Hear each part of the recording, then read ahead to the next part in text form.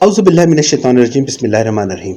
قرآن اور science 300 surprise, season number 1 cosmology, اور آج ہم اس کی قسط نمبر 12 یعنی قرآن اور کائنات کا نوری دور، فوٹون ایپاک، اس کو ڈسکس کریں گے۔ جہاں ہم یہ دیکھتے ہیں کہ جو کائنات ہے ہماری، یہ شروع میں اس میں اندھیرا تھا، ایک cosmic wave microwave background radiation ضرور ہوئی آپ کی انفلیشن کے بعد، لیکن اس کے بعد ڈارک ایجز تھی، اندھیرا تھا۔ اس کے بعد ستارے بنے اور ان ستاروں سے روشنی، فوٹون، جو روشنی کے ایٹمز ہیں، جو ذرات ہیں جن پہ روشنی مشتمل ہے، وہ وجود میں آئے اور اس کائنات میں پہلی روشنی دیکھی گئی۔ تو پہلے اندھیرا اور پھر روشنی اس کائنات میں آئی۔ ہم اسی چیز کو دیکھتے ہیں سائنسی نقطہ نگاہ سے، اور پھر قرآن میں دیکھتے ہیں کہ قرآن اس بارے میں کیا کہتا ہے۔ یہاں پر ہم ناسا کی جیمز ویب اسپیس ٹیلیسکوپ کی جو ویب سائٹ ہے اس میں آپ دیکھ لیں ارلی یونیورس، اور یہ سائنس کا آرٹیکل ہے۔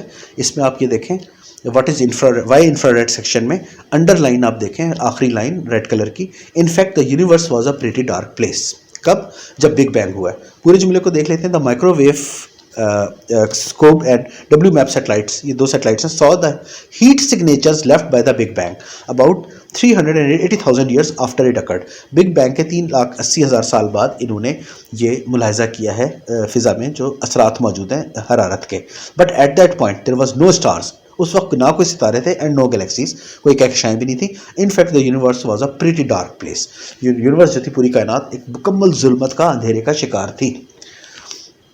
اسی جیمز ویب کے آرٹیکل ناسا میں آپ دیکھتے ہیں دا ایرا آف ریکمبینیشن، اور اس میں آپ یہ دیکھیں until around a few hundred million years so far after the Big Bang the universe was a very dark place۔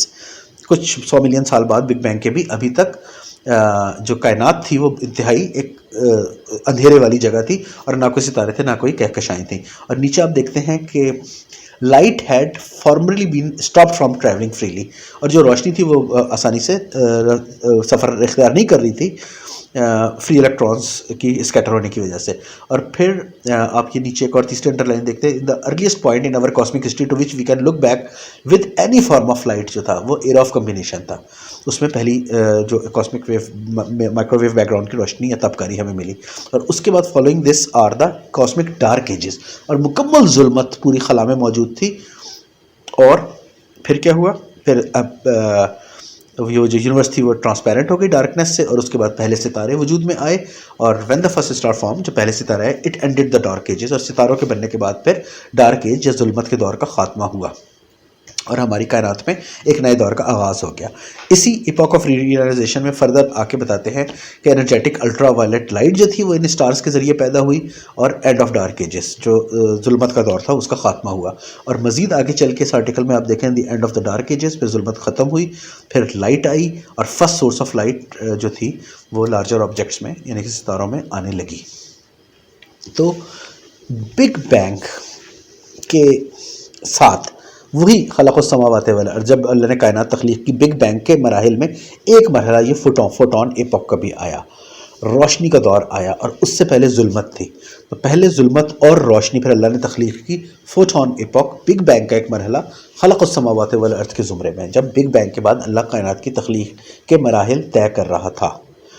اس عظیم الشان دریافت کو، جو آج کی دریافت ہے، 1400 سال پہلے عرب کے صحراؤں میں نبی پاک صلی اللہ علیہ وسلم کے لسان مبارک سے اس قرآن مجید میں کس طرح بیان کیا گیا، مختصر ترین، آسان ترین پیرائے میں، جو جیسا کہ ہم نے عرض کیا کہ ایک عظیم الشان مفکر اور سائنسدان کو بھی سمجھ آ جائے، اور ایک کمہار، گڈریے یا ایک عام سے انسان کو جو پڑھا لکھا نہ ہو اس کو بھی سمجھ آ جائے۔ آیت دیکھتے ہیں، سورہ انعام آیت نمبر 1، پہلی آیت، الحمدللہ الذی خلق السماوات والارض وجعل الظلمات والنور۔ حمد اللہ کی جس نے آسمان اور زمینیں خلق کی اور تاریکیوں اور نور کو بنایا۔ پہلے تاریکیاں، وجعل الظلمات والنور، اور پھر نور کو بنایا، کاسمک ڈارک ایجز، دین اسٹیلر لائٹ، ستاروں کی روشنی۔ یہ ہے اللہ کی شان، یہ ہے اللہ کی آیت، اللہ کی نشانیاں۔ اللہ اکبر، اللہم صلی علی محمد و علی محمد، فی امان اللہ، السلام۔